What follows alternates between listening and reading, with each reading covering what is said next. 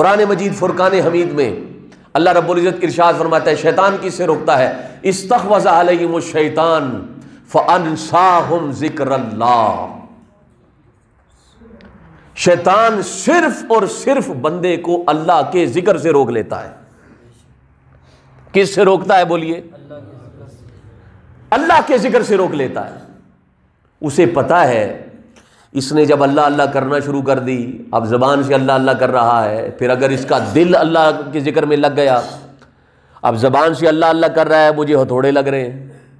اب جب دل سے اللہ اللہ کرے گا تو دل خون پمپ کرتا ہے، تو جہاں جہاں خون جائے گا وہاں اللہ کا نور جائے گا، مجھے باہر نکلنا پڑے گا. تو اس کو ذکر سے روک لو کسی طریقے سے. جب یہ ذکر سے رک جائے گا، میں اندر ہی رہوں گا، تو یہ کہاں گا؟ یہ رمضان آئے، شعبان آئے، رمضان آئے، رجب آئے، محرم ہو، ذیقعد ہو، ذی الحج ہو، یہ ویسے کا ویسے ہی ہوگا، یہ بدل نہیں سکتا، کیونکہ اندر تو میں ہوں. وہ شیطان ذکر سے روکتا ہے.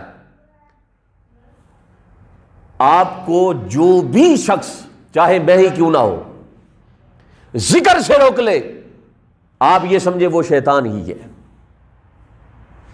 جب آپ سورہ ناس پڑھتے ہیں قرآن مجید کی آخری سورت، اس میں اللہ کیا فرماتا ہے؟ من شر الوسواس الخناس الذی یوسوس فی صدور الناس من الجنۃ. اب وہ جو وسوسے ڈالنے والا خناس ہے وہ شیطان جن بھی ہو سکتا ہے اور کوئی انسان بھی ہو سکتا ہے. اس کا مقصد ہے کسی طریقے سے اللہ کے ذکر سے روکا جائے. جو بھی ذکر میں رکاوٹ ہے وہ رحمان کا بندہ نہیں ہو سکتا، وہ شیطان کا ساتھی ضرور ہو سکتا ہے. اور فرمایا کہ جو شخص اللہ کے ذکر سے رک جائے، قرآن کہتا ہے اولئک حزب الشیطان. اگر تم نے شیطان کا ساتھی دیکھنا ہے، شیطان کی جماعت دیکھنی ہے، شیطان کا گروہ دیکھنا ہے، تو وہ صرف ایک ہی بات اس کی پہچان ہے. وہ کیا؟ جو اللہ کی یاد سے رک جائے وہ شیطان کے گروہ میں شامل ہو جاتا ہے، وہ شیطان کی جماعت میں شامل ہو جاتا ہے. الا ان حزب الشیطان اولئک هم الخاسرون. اور اللہ فرماتا ہے خبردار، جو شیطان کے گروہ میں شامل ہو جاتا ہے وہ انسان خسارے میں ہے. شیطان کو پتا ہے اگر یہ ذاکر ہو گیا، اگر اس نے ذکر شروع کر دیا، اگر اس کی دل کی دھڑکنیں اللہ کی یاد میں لگ گئیں، تو قرآن کہتا ہے یدعون ربہم بالغداۃ والعشی یریدون وجہہ.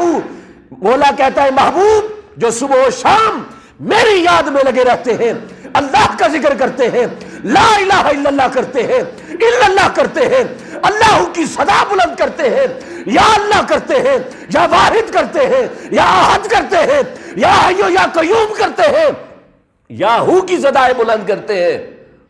یدعون ربہم بالغداۃ والعشی یریدون وجہہ. اور ذکر کرنے کے بعد مجھ کو مجھی سے مانگتے ہیں.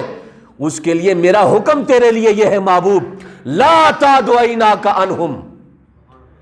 اس ذاکر کو جو ذکر کرنے والا ہے اور اس ذاکرہ کو جو ذکر کرنے والی ہے ہمیشہ اپنی خوبصورت آنکھوں کے سامنے رکھنا.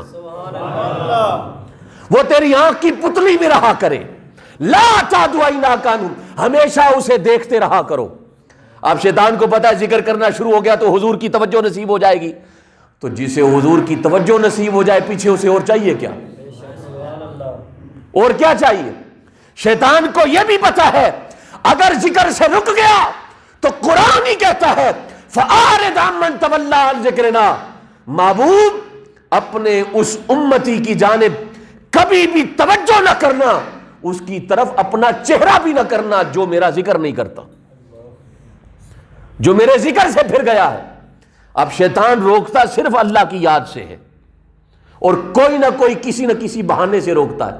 اور آپ کو بتاؤں وہ بعض لوگ ذکر کر رہے ہوتے ہیں لیکن پھر بھی ذکر سے رکے ہوتے ہیں. کیوں؟